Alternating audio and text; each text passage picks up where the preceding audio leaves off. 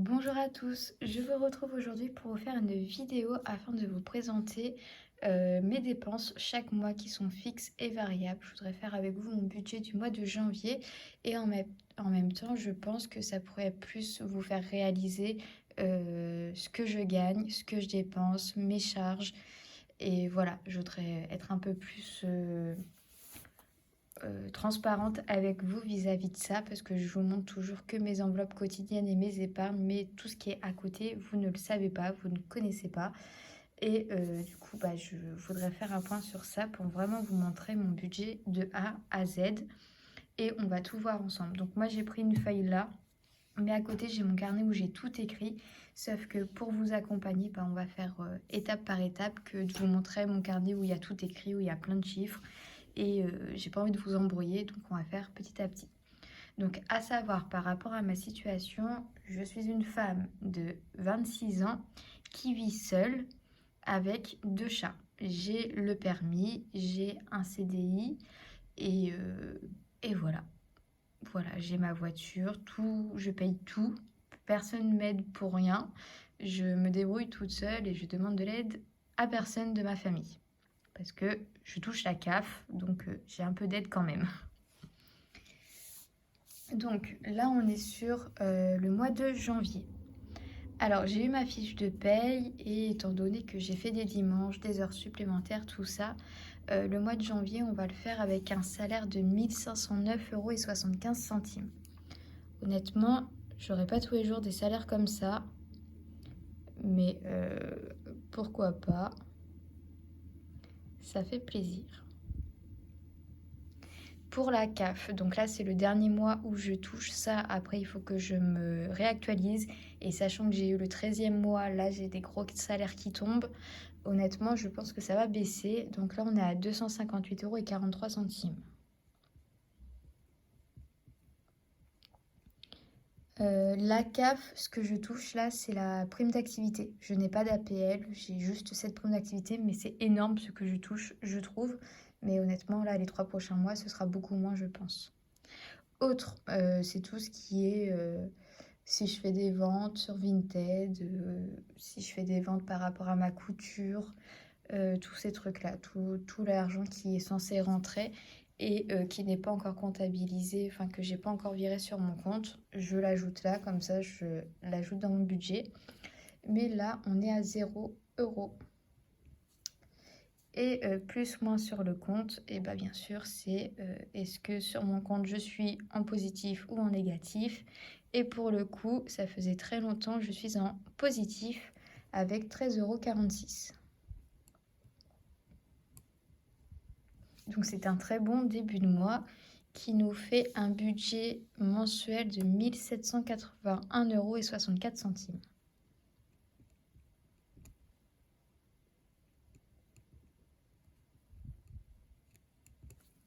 Voilà, j'ai tout ça pour le mois. J'espère que vous allez bien voir quand même. J'essaye d'écrire gros. On va faire au mieux. Alors, première catégorie. Moi, c'est les charges. C'est ce qui part tous les mois, qui ne bouge pas. Donc ça reste, c'est la première chose que je vais déduire. Donc pour mon loyer, comme je vous ai dit, j'ai un appartement, je vis seule et je paye 545,22 €. Je vis pas en centre-ville, j'habite à 10 minutes en voiture du centre-ville. Donc je suis très bien située en fait là où je suis. Après j'ai mes cotisations de banque. Ça, je les ai réduites au maximum, mais je suis quand même à 6,86 €. Après, j'ai mon forfait internet. Alors, je suis passée chez Free il y a quelques mois maintenant pour téléphone et internet et ça a très très bien réduit. Et je suis à 14,99 €. J'ai pas de problème de réseau, tout va bien. Et pour le téléphone, je suis à roulement de tambour 12,99 €. Ensuite, on a EDF. Alors EDF, cette année, ça augmente. Et du coup, je passe à 63,55 €. J'ai une assurance décès. Me demandez pas pourquoi j'ai vu. Ça fait des années que je la paye déjà, mais j'ai une assurance décès à 3 €. Je serais bien contente qu'ils donnent l'argent qu'ils donneront le jour où je décède. Donc j'ai ça. Mon assurance voiture. Assurance voiture que je paye 44,84 €. Ma voiture, c'est une Twingo 2 pour information. Et mon assurance maison.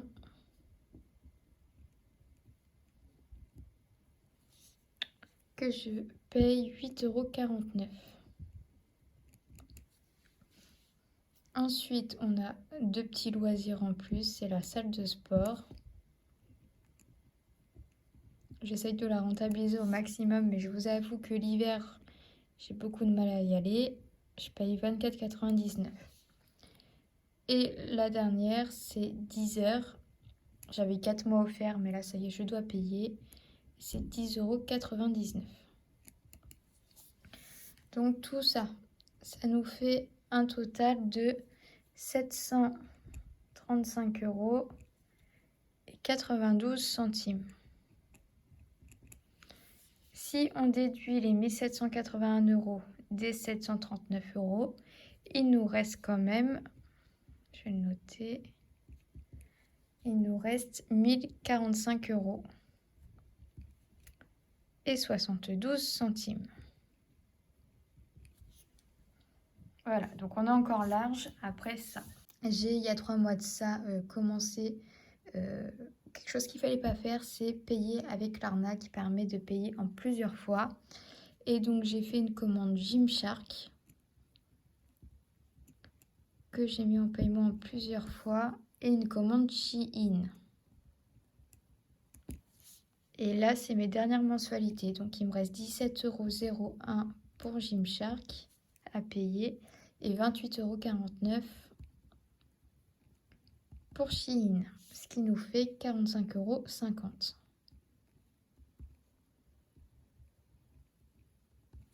Et donc, il nous reste 1000,22 €.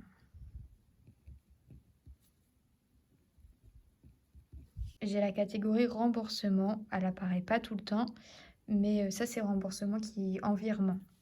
Et du coup, c'est ma sœur à qui j'ai avancé une place de concert. Et du coup, elle me doit encore 15 €. Du coup, plus 15 €, ça nous fait monter à 1015,22 €.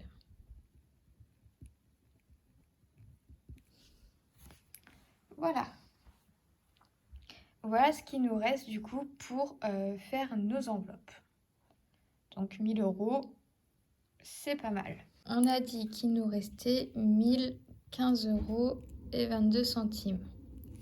Ça, c'est à répartir dans nos enveloppes. Du coup, enveloppe quotidienne, c'est tout ce qui va me servir pendant... j'écris très mal, je suis désolée. Mais c'est tout ce qui va me servir pendant le mois en fait. C'est tout ce que je vais budgétiser pour, au cas où, si j'ai envie, au moins j'ai le budget de préparer. Et au pire, ça ira dans les défis. Il n'y a pas de souci sur ça. Je ne vais pas m'obliger à dépenser tout ça. Alors, on part sur un mois à 5 semaines. Donc, je pars toujours 30 € par semaine pour l'alimentation. Ce qui nous fait pour 5 semaines 150 €. Pour la voiture, donc la voiture c'est l'essence. J'ai gonflé le budget à 140 €, sachant que, alors où je vous parle, j'ai déjà mis 40 € parce que j'étais sur la réserve. Donc voilà. Après j'ai la catégorie maison. Alors la catégorie maison, moi je la vois plus comme la catégorie secours. Mais si je dois acheter des choses ou quoi, bah, je piocherai dedans si jamais ça rentre dans aucune autre catégorie. Et c'est 10 € par semaine, du coup on va dire 50 € pour 5 semaines. Restaurant, j'ai ma carte restaurant, j'ai 150 € sur ma carte restaurant qui sont prévus. Mais je fonctionne toujours à 10 € par semaine au cas où, si j'ai envie d'aller boire un verre ou quoi. Et du coup, on est aussi sur du 50 €. Après, j'ai le loisir. Donc, loisir, c'est si j'ai envie de faire du shopping, m'acheter un truc. Par exemple, je sais qu'il va me falloir un crayon à sourcils ou quoi. Bah, pareil, on reste sur du 10 € par semaine. Et donc, ça nous fait également 50 €. Ensuite, j'ai pourquoi pas envie de faire mes cheveux parce que j'ai envie d'aller me chouchouter un petit peu. Mais on sait que le coiffeur, pour nous, les femmes, c'est super cher.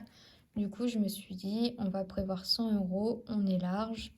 Ça devrait pas me coûter aussi cher, mais comme ça, je pourrais épargner à côté. Les ongles, je sais pas encore ce que je vais faire ce mois-ci, mais je sais qu'au maximum, elle prend 50 €, donc je prévois 50 €. Et au pire, il me restera des sous. Et pour les chats, je sais qu'il me restera aussi des croquettes, mais pour la litière, faire le plein, acheter des choses, j'ai prévu 70 €. Ce qui nous fait un montant de 660 €. C'est la première fois que je vais mettre autant dans des enveloppes mensuelles, mais écoutez, je suis contente d'avoir un gros salaire et de pouvoir me faire plaisir encore. Je ne garantis pas que je vais tout dépenser. Je préfère me catégoriser des grosses sommes et épargner que me dire que j'ai pas assez et du coup piocher pour dans un découvert qui n'a pas lieu d'être parce que j'aurais préféré épargner. Donc comme ça, j'ai pensé à mes épargnes. Après tout ça, il va me rester 355 € et 22 centimes. Et du coup, on va pouvoir passer aux enveloppes épargne.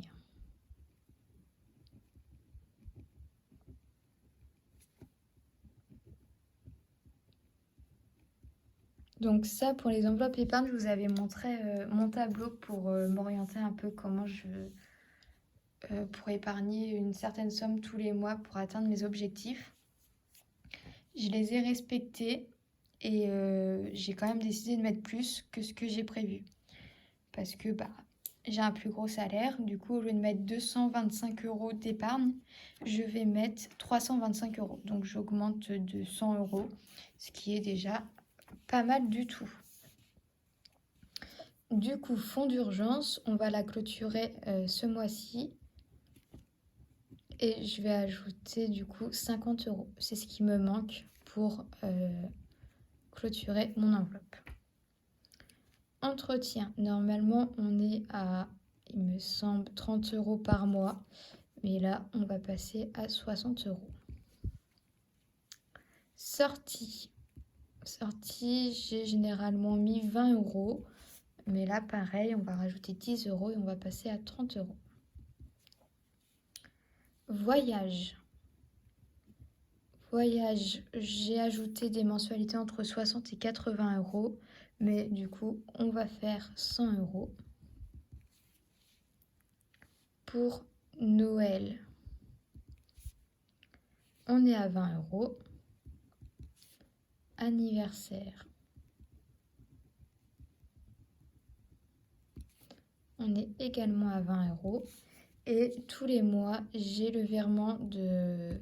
En fait, c'était avant un crédit, mais du coup, on l'a passé en épargne vu que mon crédit, il est fini. Et du coup, j'ai 45 € qui part sur un compte tous les mois. Ce qui nous fait du coup un montant de 325 €. Et il va nous rester 30,22 €. Donc vous voyez, je suis quand même encore large.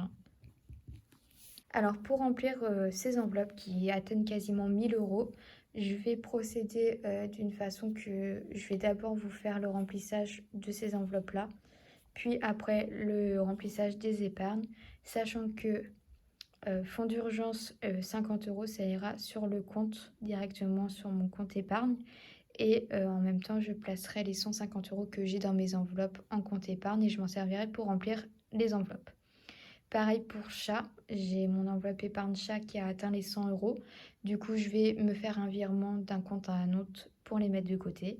Et les 100 € d'espèces, bah, je vais m'en servir pour remplir mes enveloppes. Mais je suis obligée de vous faire 2 remplissages différents parce que je ne peux pas retirer plus de 450 € par semaine. Donc voilà. Mais comme vous avez vu, je tourne généralement à 2 vidéos par semaine. Donc au moins, ça vous fera une vidéo bonus le mercredi ou un autre jour dans la semaine. Et donc sur mon compte bancaire, il me restera 30,22 € et j'ai avancé à ma mère le paiement du sapin de Noël, un artificiel, il en fallait un nouveau à mon boulot, il y avait des promos, du coup je lui ai pris et je sais qu'elle va me rembourser en espèces et du coup j'aurai normalement dans des gains parce que du coup je l'ai déduit de mon compte bancaire et ça reviendra en espèces. J'ai 19,80 € qui doit revenir ce mois-ci, que je dois ajouter du coup dans mes épargnes, dans mes défis. Donc voilà, je vous ai tout fait sur une feuille pour qu'on puisse suivre ensemble et que ce soit plus clair et sans artifice et tout. Mais sinon, ça donne ça dans mon petit bullet que je me sers pour faire les comptes et pour vous donner une meilleure vue. Hop. Le budget planaire 2024, je me suis fixé des objectifs, 1000 € d'épargne, 6 mois sans découvert et pas de dépenses inutiles. Ensuite, j'ai refait au propre mon plan épargne. Bon là, j'ai pas encore mis à jour parce qu'il faut que je clôture tout bien. Et comme c'est une vidéo bonus, on n'a pas encore clôturé le mois de décembre. Mais voilà, j'ai tout mis à jour, tout ajouté, tout est clair. Des codes couleurs comme j'aime. Ici, on va suivre du coup au fur et à mesure toutes les épargnes de chaque mois. Donc là, ce sera les épargnes que j'ai mis en début de mois de côté. Et puis ce sera les épargnes effectuées chaque mois avec les enveloppes. Mais ça, du coup, c'est tous mes défis. Ça, c'est mes défis, ça, c'est mes épargnes. Et puis après, bah, du coup, chaque mois, ça va se présenter comme ça, où je vais tout détailler, tout suivre, faire des petits traits une fois que ce sera passé. Et voilà. On est maintenant à la fin de cette vidéo. J'espère qu'elle vous aura plu. Dites-moi si vous partez en bonne voie pour votre mois de janvier et cette nouvelle année. Et je vous dis à ce week-end, à dimanche, samedi, dimanche, je sais pas trop, pour la clôture de décembre et pour recommencer janvier 2024. Salut!